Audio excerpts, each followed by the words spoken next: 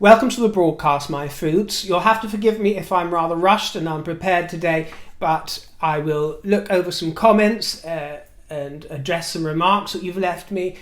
I know most of you prefer me to offer something rather than nothing. As you can appreciate, it is an extraordinarily busy week that came like a bolt out of the blue. So I have to pop in and do what I can when I can. So I'm coming to you in that spirit, and thank you. I know most of you will be gracious enough to receive it in that spirit.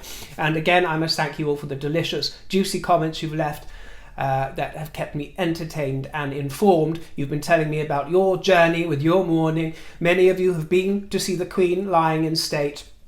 And as I'm recording this, the queue most of the time, well, it's shot up overnight. I think the queue is around 5 miles long now, but they've tried to shut off the queue because so many people are turning up. This is absolutely unprecedented, and everybody's been doing a sterling work at keeping the line in good order. There's been a wonderful sense of community and companionship, friendships made as people wait in the queue for, they're saying, at least 14 hours at the moment. They've tried to shut off the queue within the last hour or two, but people are still turning up. They've said, please come back, try again in 6 hours. But people are coming not just from all across the land, but all across the globe. Flights flying in from Commonwealth realms and beyond. Many American friends flying in to pay their respects. It's absolutely unprecedented on a scale unimaginable. I think even Her Majesty might raise an eyebrow. I don't know about you, but when I have had a spare moment, especially late at night when I've returned home from the various events and remembrances and services and ceremonies, all I've been drawn to watching is the live feed of Her Majesty's lying in state. And you know that I can be quite a tearful person, and my, it is such a thing of beauty to watch. I'm sure there are ways and means for those of you abroad to watch the live feed. Here we have it on the BBC 24/7 because it's several days of lying in state, 24 hours, and the mourners just pass by in their hundreds of thousands, and it is, I have to admit, rather voyeuristic in a sense, because mourning in times past was a private thing. Now the cameras are trained on everybody as they pass by, but it is such a glorious tapestry. It is, you can see before you the good people of our land and the friends of our land. All these fruits in this royal fruit basket, my dear. Have you seen them? Have you seen the rich variety of the people, all colours, creeds and kinds? Very touching to see so many of the elderly queuing up for hours on end to pay their respect.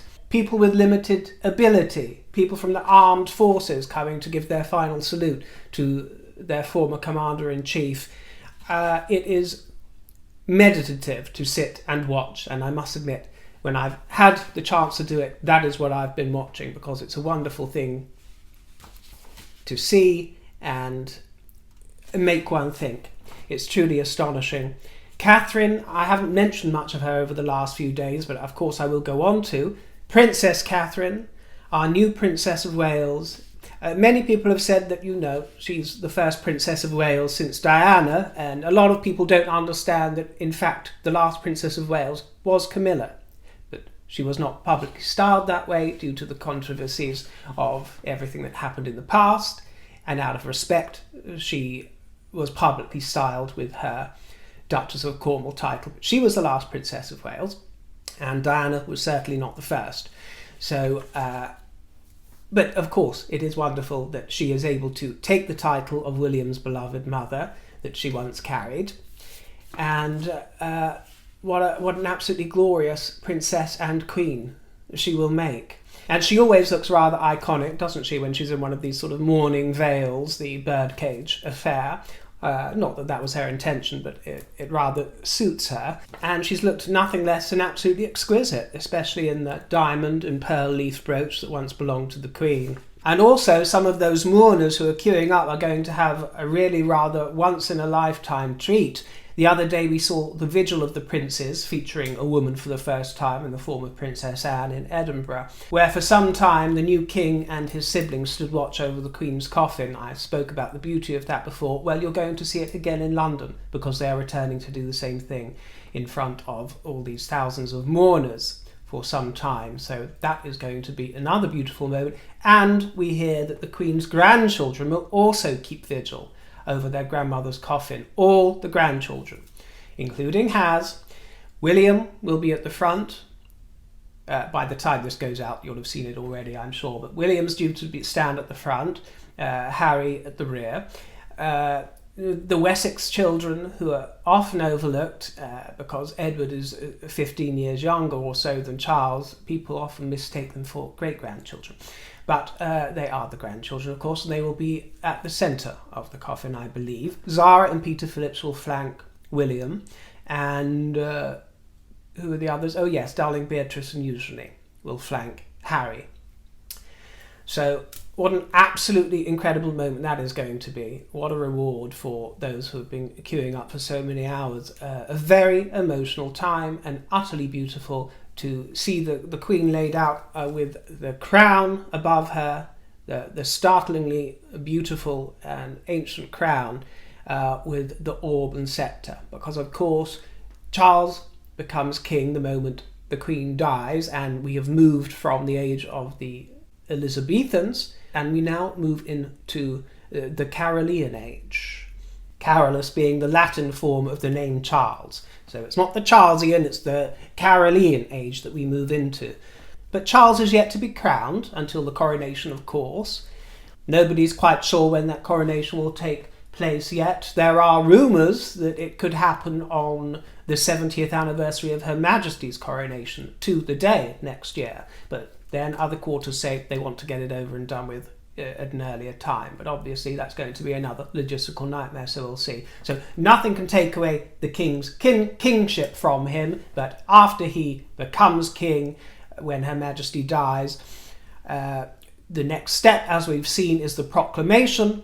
After the accession council, he was proclaimed king in all four corners of the country, and also civically throughout the kingdom, because this is the way that it would have been done before the age of media, newspapers, certainly before the age of the internet. It would have actually been proclaimed, and these traditions are kept.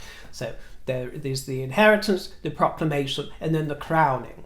And that is why at the moment the crown remains with Elizabeth until she is interred. And that interment, by the way, after the funeral on Monday, there will be a private ceremony at Windsor Castle, at St George's Chapel, of course. She'll be laid to rest with Prince Philip in a private ceremony. But there will be 200 people at the St George's Chapel moment, and there'll be 2,000 mourners attending the funeral itself, including an unprecedented amount of world leaders. And we must give a shout out to Queen Camilla too. You know, she's been hobbling around, the poor gal. Well, not that you'd notice, because she's been hiding it very well. Apparently Camilla has a broken toe, which this occurred before the Queen died, but she was thrust into all the activity of this week, being a constant rock at Charles' side, and she's got this broken toe. So every time you've seen her this week, out with the crowds doing her duty, she's been in quite a lot of pain in those high heels as well. So blessings to Camilla. She is an absolute staunch support. Now, one thing that a viewer brought to my attention, which I think was fair, was to say, after I criticised the Harkles for holding hands, in fairness, I had not seen that Zara and Mike Tindall had also held hands during the proceedings. But I got a question from Chidinma Ugbulefu, who said, it's funny how you criticise H&M for holding hands, yet say nothing of Zara and Mike holding hands as well. Is that fair? And I do appreciate it when somebody questions me without rancour. You know, she makes her point clearly, fairly and politely. So we had a really nice, rather interchange, and I told her that she had a fair point. I hadn't watched that part of the footage, which showed Zara and Mike also holding hands. But as I said to Chidi dear, there is a difference. There is a difference. Zara and Mike are not HRH. And while Harry and Meghan aren't publicly styled that way, they hold the title. They still hold the title. At one point or other, those folk worked for the Queen, did public service, and were royal in every sense of the word. Zara and Mike, no. Zara had the right, but it was decided, many, many years ago that she would not be raised a working royal, and so the title was never acquired of HRH. So she has led a completely different life. Mike, of course, is a commoner, and, a really rather lovely commoner. We all love Mickey Boy, don't we? And we all love Zara, but theirs has been a completely different life, and they have not represented the Queen in an official capacity. So there is that, and there is also the fact that they were not standing with the senior members of the royal party and the immediate family. They were off to the side with a selection of royals and non-royals. So you made a fair point to call me out there, my dear. That's why I'm giving it to you. And you ended up saying that you enjoy the channel, and I greatly appreciate it. How civilized we can be, I've been swamped with an outpouring of absolutely exquisite and gorgeous comments, and many people showing appreciation, which is wonderful. Occasionally, it's also attracted some hecklers, some detractors. And what I will say, my dear, is that, do as Chidi did. If you've got something to say about it, why can't you just be civilized about it? And, state your point merrily. There's no need to disparage. It doesn't behoove you, and it doesn't make me inclined to respond to you. That is not how we usher in any sort of peace in this world, is there? It's perfectly acceptable to disagree or question, but it doesn't have to be done as if you're just an ignoramus, because I don't get into conversations with ignoramuses. There's no joy having a debate with ignoramuses who are just going to say, you're racist, you're ignorant, you're bigoted. You can't argue with stupid. One can't argue with stupid. I can argue my point with anyone, and I can also concede if I feel the need to, and withdraw if I feel that is necessary. I have no problem doing that whatsoever. But one thing I cannot do is argue with stupid. So if you're stupid, do one. For example, Frank Antonio. Hello, Frankie dear.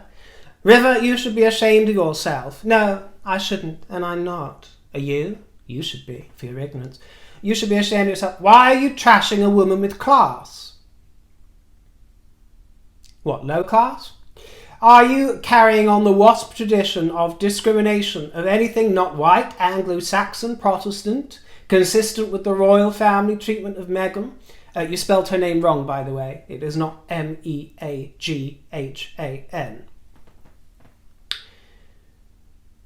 It is T-R-A-S-H. Does it bother you to show some respect? You are a racist.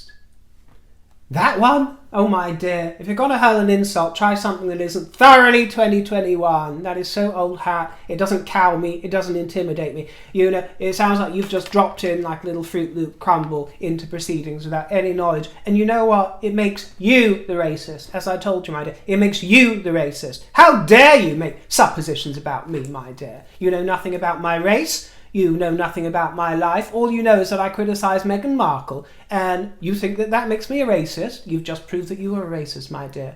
You've proved it. Any of my regular fruities who watch this channel on the regular will tell you, not that I feel the need to defend myself, but I'm feeling fruity. I will indulge your ignorance. Only in the last month, I was calling, begging, pleading for our new Prime Minister to be the Tory candidate, Kemi Badenoch. Pleading. There's nothing I would have liked better. And as I said only last week, my fingers are crossed that she'll be our next Prime Minister. And she is a British-born Nigerian woman. Nothing would please me more than a black queen, a true black queen, in the shape of, for example, Doyen Sonobare, who I praised for her exquisite speech at Prince Philip's funeral, and the gal herself. Doyen Sonibari commented on my channel to thank me and said how she enjoyed the channel. She didn't think that I was racist simply because I criticise a woman who has some colour in her ancestry. Of all the things, to be accused of. No, as I've said a million times, we really couldn't give a continental about her colour, or the fact that she's American, or the fact that she is a woman, because most of us love all of those things. Regular viewers will tell you that almost half of my family are black. That most of my lovers have been of colour of one kind or the other. from the palest ivory to the darkest ebony. And this is really old hat, but just in case any new hecklers are here, get with the programme. Get with the programme. My own boudoir. There's been times in my life when that boudoir has resembled the cast of a United Colours of Benetton billboard advertisement. So if you're going to find fault in my criticism, my dear, don't jump to the lowest common denominator, trashy old, ridiculous insult, because it just doesn't fly here, my dear, and we don't buy it. It's old hat. Racist, racist, racist. You make it mean absolutely nothing anymore. You make it meaningless. That's the only thing you can hurl. I mean, get with the programme. And speaking of glorious, truly classy black women, apart from the fact that I have absolutely tons of them in my viewership here, some of my darling fruits who watch my broadcasts, many thousands of them, and you can look through the comments yourself and see them. Many of them feel exactly the same way about Meghan, as do many, many hundreds of thousands of Americans. And if you look around on YouTube, you'll also find many YouTube video creators who are black, both black and mixed race, and while every channel has its own flavour, they are calling out Meghan Markle every week and have done since the Oprah interview and beyond. So are they able to express their views against someone who has both white and black ancestry, whereas because they're black or because they're perceived as women of colour, whereas I'm not, because I'm perceived as a white, waspy Anglo-Saxon? I mean, where were these rules drawn up? It's very sinister, the fact that you want to silence reasoned, logical criticism. Even if you don't agree with it, you know, there is still a logic and a reason to the conclusions that I've drawn, and others like me. So they should be respected. And if they're not, on the basis of our heritage and our background, or what you perceive our heritage and background to be, then who's the bigot? Who's the bigot? Frankie boy. By the way, in a video last week, you might remember, I proposed that Elizabeth might be known as Elizabeth the Loved, because we've had a lot of the greats. There are those who are still calling her for her to be known as Elizabeth the Great. My understanding of this is that there's no official way of giving dead monarchs these names, like Alfred the Great, Catherine the Great, whatever, the Virtuous, the Lionheart, this, that, and the fourth, the Hunchback, whatever you want to call them, my dears. But a member of Parliament, I believe, has been calling for Elizabeth to be known as Elizabeth the Faithful. I really wasn't keen on that at first. I'm getting used to the idea. Elizabeth the Faithful. And she is, as we've spoken about, she is known and was known as a very faithful Christian, and also faithful to her country. So I can see how the word itself is very relevant and very prescient. To me, it comes over as slightly pious in some way. It doesn't quite point to where it wants to point, but obviously my favourite's going to be my favourite, and I just think Elizabeth the Loved sums up our affection for her. But maybe that is me being a bit too sentimental as well.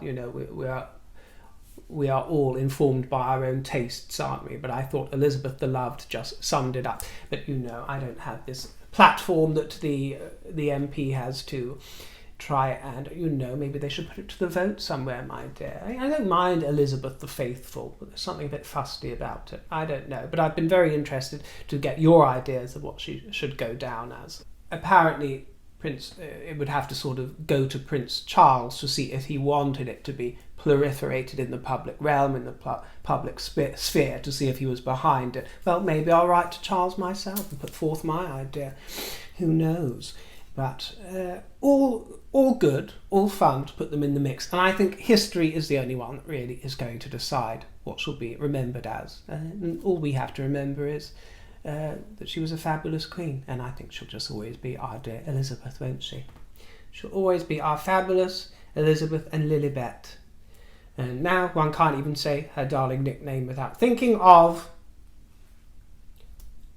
those two. And I should also mention, when I spoke about Meghan's curtsying, which I've got to say was a rather well executed curtsy, it is not easy to keep your balance for a curtsy. Actually, when I was watching the live feed of everybody bowing and curtsying to the Queen as she lies in state, I think it went under the radar, but I saw a lady topple over. I had a bit of a giggle. One shouldn't laugh, but one has a dark sense of humour. It was just off camera. I wasn't able to see her actually go down on the curtsy, but you suddenly saw her stumble and fall over for about 10 feet. She got shuffled to the side. So, certain props do go to the girl for doing that. I thought it was a well-executed curtsy. I did. And deep it was. A few people said in the comments, actually, she's curtsied before, it's not the first time. That wasn't my point, and I'm one of the very few voices that in past times, I have actually shown you the footage of her curtsying at her wedding, because so many people have been misinformed that she didn't curtsy to the Queen. She did at the wedding, and it was filmed from above. There is footage on YouTube from it, and I've actually played it myself in the past and mentioned it. So I have defended Meghan on many occasions, actually. And I want to reiterate here and now, for those who are new, and I've had a lot of new subscribers lately, and I'll often get in the comment people saying they hate Harry and Meghan. I don't hate them. I hate what they did, and I make no apology. I make no apology for coming forward after they besmirched the Queen, the royal family, and my nation on international telly. And there is a lot of damage that they did to the Queen and her Commonwealth legacy that needs to be undone. And as classless and as tasteless as my protests may appear to newcomers or the ignorant or the casual observer, no, my dear, there is a purpose to it. And lots of us who have been taking a stand, including viewers as well as broadcasters and commentators, lots of us are seeing the fruits of our labours and the effort that we have put in to make a defence of what we hold dear. We're beginning to see the fruits of that and the harvest of that over the last few months. So it paid off. And if we had to be dramatic about it to make our point, I've never wavered, I've never misinformed, I've never indulged a conspiracy theory. I might be a little melodramatic here and there, my dear, but I try as hard as I can to stick to the truth as I'm receiving it, and I question those truths, and any regular viewer will tell you that. So, yes, she has curtsied to the Queen on a number of occasions in the past. That was not my point. My point was the dichotomy. The dichotomy of, the bitter sweetness of her making a beautiful gesture to the great-grandmother of her own children, while at the same time she did not have the respect, together with her husband, who is worse and who has behaved worse than Meghan. They did not have the respect to keep their traps shut with their little gripes about how they perceived the unfairness of their treatment within the royal family. These are private matters that they should have kept to themselves and not aired like dirty skid-marked laundry for the world to see. It had awful reverberating effects. Some even say it ushered in the Queen's death and demise, the stress of it all. And I can certainly imagine that the stress of seeing her Commonwealth realms, her precious Commonwealth realms, the absolute stress it must have seen her do to see 70 years of work begin to erode and be damaged and the reputation of it tainted because of what they came out with during a culturally, politically sensitive time in the wake of Black Lives Matter, which they knew they were riding on the coattails of that movement. It was worth defending, it was worth standing up for, and that's why we do it, and that's why I called her out for the hypocrisy. And together with Harry as well, bowing. He can show his respect as much as he likes this week, but he could have shown a far greater respect by not trying to yank down everything that she achieved during 70 years. Thank you for watching the broadcast today. I appreciate your company. I'll see you next time. I've got to rush all over town now, my dears, so I won't even have time to do a little editing to this. I'll have to publish it later this evening. But I'm trying my best to come to you as often as I can. And I thank you most sincerely for the delicious, juicy comments, the engagement, the goodwill, and the bonhomie. Lots of love to you, and thank you so much for those of you who have sent me a tip in my tip jar for a trinket or a cup of coffee. It's greatly appreciated, And if you'd like to do so, my tip jar remains in the description box below. Feed the birds, tuppence a bag. Thank you, my dears. I will see you soon, and lots of love.